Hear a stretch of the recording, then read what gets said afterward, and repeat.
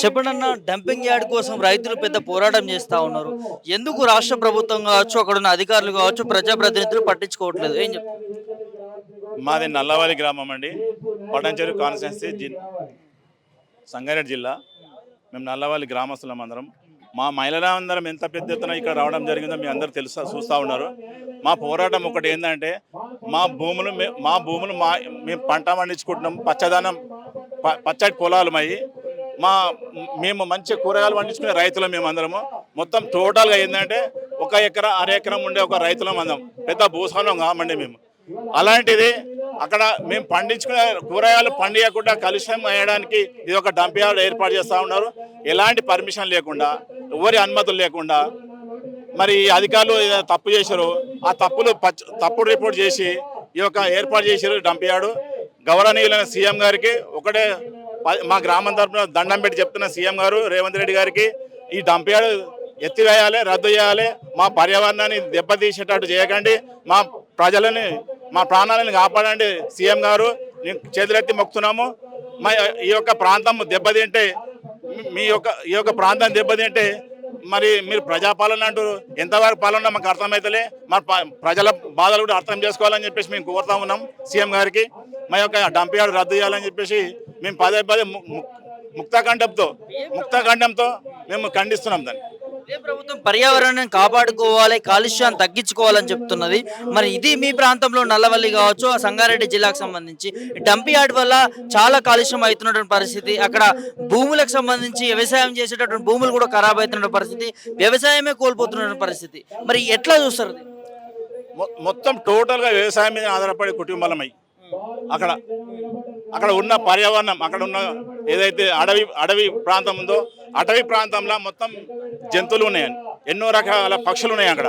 ఆ పక్షులు కూడా ప్రాణాలకు అపాయం ఉంది.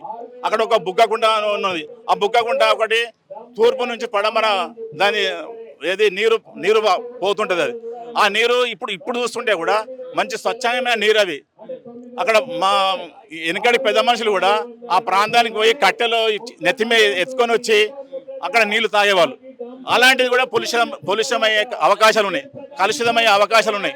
అందుకని అక్కడ ఉన్నటువంటి రాయరావు నర్సాపురం ఉంది, ఆ ప్రాంతం మొత్తం మున్సిపాలిటీ అయింది. ఆ ప్రాంతంలో కూడా దానికి ఆనుకొని ఉన్న ఏదైతే 20-30 చెరువులు ఉన్నాయో ఆ చెరువులు కూడా మొత్తం జల కాలుష్యం అయిపోతాయండి. దానివల్ల ప్రజలు కూడా నష్టం కలుగుతుంది.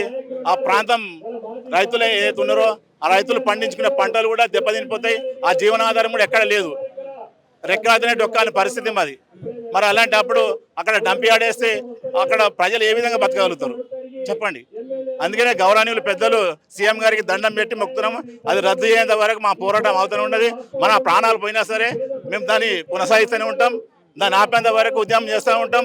ఇదివరకు మా నన్నవల్లి రైతులు కూడా నిన్న గుండెతోని అటాక్ వచ్చి చనిపోయిన ఒక వ్యక్తి, ఆయన ఒక 2 కూతులు ఉన్నారు.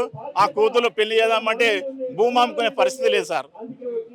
మరి ఏం కావాలి, రైతు ఏం కావాలి చెప్పండి. అందుకని రద్దు చేయాలని సీఎం గారు అని చెప్పేసి మేము సీఎం గారిని కోరుతా ఉన్నాం. ప్రభుత్వం వచ్చిన తర్వాత లగచర్లో ఒక ఇష్యూ చూసినాం, రైతులను అరెస్ట్ చేయడము, వాళ్ళని జైల్లో పెట్టడము. సో అదొకటి చూసాం. నిజామాబాద్లో కూడా తిరగబడ్డ పరిస్థితి. ఇప్పుడు సంగారెడ్డి మీ జిల్లాలో కూడా జరుగుతున్న పరిస్థితి. అంటే ఎట్లా ప్రభుత్వం ఈ రైతులను ఎందుకు ఈ విధంగా చేస్తూ ఉంది అనుకోవచ్చు? రైతులను ఏ విధంగా చేస్తున్నారు అనేది ఇప్పుడు అర్థమవుతుంది ప్రజలకు. ప్రజాపాలన అన్నారు, ప్రజాపాలన విధంగానే ఉండాలి. మరి ప్రజాపాలన అని చెప్పేసి ప్రజాప్రయ సేకరణ లేకుండా, ప్రజలు అనుసరించకుండా ఈ డంప్ యార్డ్ వేయడం ఎంతవరకు కరెక్ట్ అని చెప్పేసి అధికారులను నిలదీస్తా ఉన్నాం మేము. ఇప్పుడు ప్రజాప్రయ సేకరణ ఉండాలి, గ్రామ పంచాయతీ తీర్మానం ఉండాలి, లోకల్ ఏమైనా ఇన్ఫర్మేషన్ ఉండాలి, అధికారులకు తెలవాలి. అధికారులు తెలియకుండా, లోకల్ తెలియకుండా ఎంతవరకు తీసుకొస్తా ఉన్నారు దీన్ని. మమ్మల్ని అర్ధరాత్రి మొత్తం గ్రామాలని, మండలాల నుంచి ఉన్న నాయకులు, మన గ్రామ నాయకులను ముఖ్యంగా ముందస్తు అరెస్ట్ చేశారు. 1000-1500 బెటాలియన్ దించి మరి ముందస్తు అరెస్ట్ ఎందుకోసం చేస్తూ ఉన్నారు? ఏం తప్పు లేదని చెప్పేసి ప్రజలకు వివరించి చెప్పి పని చేయాలి కదా. అట్లాంటప్పుడు మరి అట్లా అట్లా అట్లా తప్పు ఎందుకు చేస్తూ ఉన్నారని చెప్పేసి మేము అధికారులను అడుగుతా ఉన్నాం. ముఖ్యమంత్రి రైతు సంక్షేమ ప్రభుత్వం అది అంటా ఉన్నాడు. మరి మీ రైతులను ఎందుకు పట్టించు? మా రైతులను పట్టించుకున్నది ఇప్పుడు అర్థమవుతుంది. వరకు ప్రభుత్వానికి అర్థమవుతుంది ఏ విధంగా పట్టించుకుంటున్నది. పట్టించుకుంటూ ఈ విధంగా చేయడం ఎంతవరకు కరెక్ట్? గవర్నమెంట్ కానీ గవర్నమెంట్ యంత్రాంగాన్ని కానీ చెప్పండి సార్. మేము అందుకని ఒకటే ముక్తఖండంతో మేము చెప్తున్నాం, ఆ డంప్ యార్డ్ రద్దయ్యేంత వరకు మా పోరాటం ఆగదు. అది ఎంతవరకు అంటే అంతవరకు తెగిస్తానికి మేము అందరం రైతులం ఏకంగా ఉన్నాం. భారీ ఎత్తున ధర్నా చేస్తున్నాం. మాకు సిపిఐ వాళ్ళు కూడా మద్దతు ఇస్తూ ఉన్నారు. వాళ్ళ సమక్షంలో ఇక్కడ గవర్నమెంట్కి తెలియడానికి కోసం ఇక్కడ ఇందిరా పార్క్ రావడం జరిగింది. మరి ఇది కూడా మన అసెంబ్లీ కూడా మన సునీత లక్ష్మారెడ్డి కూడా అసెంబ్లీలో కూడా చర్చించింది డంప్ యార్డ్ విషయంలో.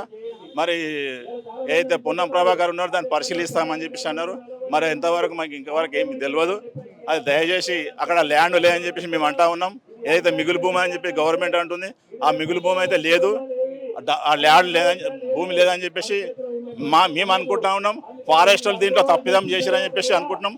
ఆ ఫారెస్టర్లు కూడా రీసర్వే చేసి ఏదైతే నర్సాపూర్ ఉందో ఫారెస్ట్, నల్లవల్లి ఫారెస్ట్, పేరన్నగర్ రెవెన్యూ ఉందో ఈ 3 మ్యాప్లు తీసుకొచ్చి జాయింట్ సర్వే చేస్తే దాంట్లో ఉన్నదా లేదా అని తేలుతుంది. ఒకవేళ ఉన్నట్టయితే ఆ డంప్ యార్డ్ బదులు ఇంకేదైనా యూనివర్సిటీ కానీ లేకుంటే ఏదైనా కాలేజ్ కానీ వేయాలని చెప్పేసి ప్రభుత్వాన్ని మేము కోరుతా ఉన్నాం.